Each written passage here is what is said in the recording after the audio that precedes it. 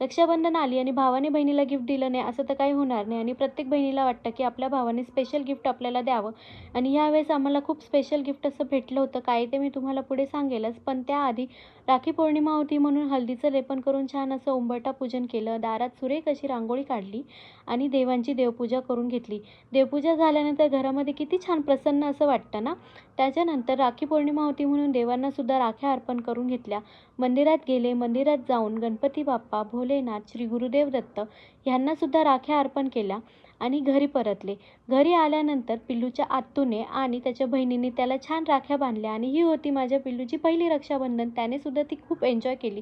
तसं तर त्याला थोडं बरं नव्हतं वाटत, पण ठीक आहे, तो मजा करत होता.